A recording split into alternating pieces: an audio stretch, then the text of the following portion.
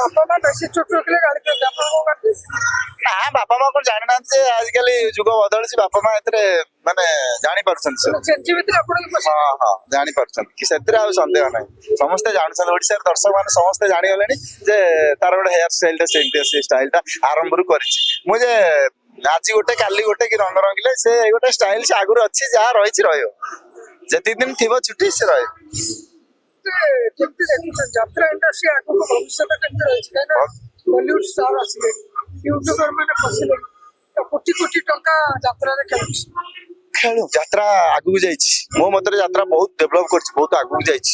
ଯାତ୍ରା ବର୍ତ୍ତମାନ ଓଡିଶାର ଗୋଟେ ମନୋରଞ୍ଜନ ହଉଛି ଯାତ୍ରା, ଯୋଉଟା କି ଦର୍ଶକ ମାନେ ଏନ୍ଜୟ କରୁଛନ୍ତି। ଆଉ ଆପଣ ମାନେ ବି ଆସିକି ଆମ ମାନଙ୍କୁ ଆଗକୁ ନଉଛନ୍ତି। ଆପଣ ମାନଙ୍କୁ ବହୁତ ବହୁତ ଧନ୍ୟବାଦ ଯେ ଆମେ ମାନେ ଯଦି ପରିଚିତ ଆଜି ହେଇପାରୁଛୁ, ଅଧିକ ଲୋକପ୍ରିୟତା ହାସଲ କରୁଛୁ। ମିଡିଆ ବାଲାଙ୍କର ବି ବହୁତ ହାତ ରହୁଛି। ମିଡିଆ ଭାଇ ମାନଙ୍କର, ମିଡିଆ ଭାଇ ମାନଙ୍କୁ ମୁଁ ବହୁତ ବହୁତ ଧନ୍ୟବାଦ ଦଉଛି। ସେମାନଙ୍କ ପାଇଁ ଆମେ ବି କିଛି ବାଟ ଆଗକୁ ଯାଇପାରୁଛୁ। ସେମାନଙ୍କୁ ମୁଁ ବହୁତ ଧନ୍ୟବାଦ। ଆଜି ଆପଣ କୋଟି ଟଙ୍କା ପାଇଲେ ଆପଣ ବି କରିବେ କି ଆଟିଟ୍ୟୁଡ କରିବେ? ଚାନ୍ସ ନାହିଁ।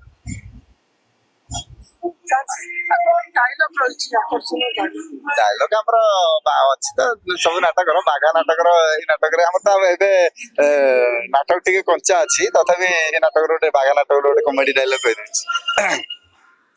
ଇସାଲା ବୁଢା ଘରେ ଗୋଟେ ଘିଅ ଭଳିଆ ଝିଅ ରଖିଛି, କହୁଛି ମୁଁ ବାହା ହେଇନି। ବୁଢା ରାଜି ହେଇଯାନ୍ତା ଯଦି ବାହା ପଛନ୍ତି ଆଉ ଆଡଭାନ୍ସ ରେ ଚଉଠିଟା ଏଇଠି କରିଦିଅନ୍ତି। ମାଲ କଣ ହେଇଛି ଇସାଲା।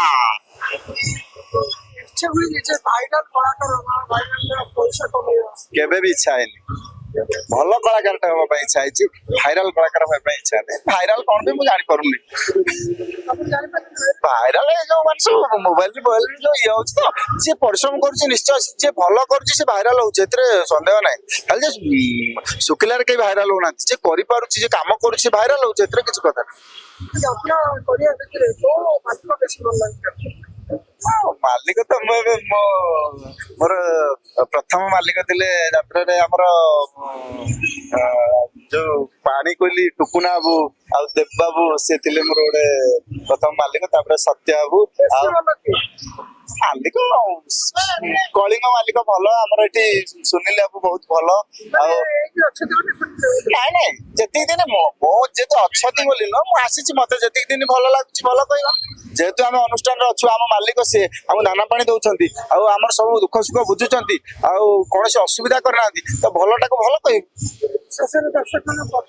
ଦର୍ଶକ ମାନଙ୍କୁ ଏତିକି କହିବି, ଆଉ ଯାତ୍ରାକୁ ବହୁତ ଭଲ ପାଆନ୍ତୁ, ଆଉ ଆସନ୍ତୁ, ଆଉ ଯାତ୍ରାର ଟିକିନିକି ଭଲ ମନ୍ଦ ଦେଖନ୍ତୁ, ଆମମାନଙ୍କୁ କୁହନ୍ତୁ କୋଉଠି ଭୁଲ ଭଟକା, ଆଉ ଯାତ୍ରାକୁ ଆଗକୁ ଯିବାକୁ ଆମକୁ ମାନେ ଆଗକୁ ଯିବା ପାଇଁ ଆମକୁ ସାହସ ଦିଅନ୍ତୁ, ଏବଂ ଭଲ ନାଟକ ଦେଖନ୍ତୁ।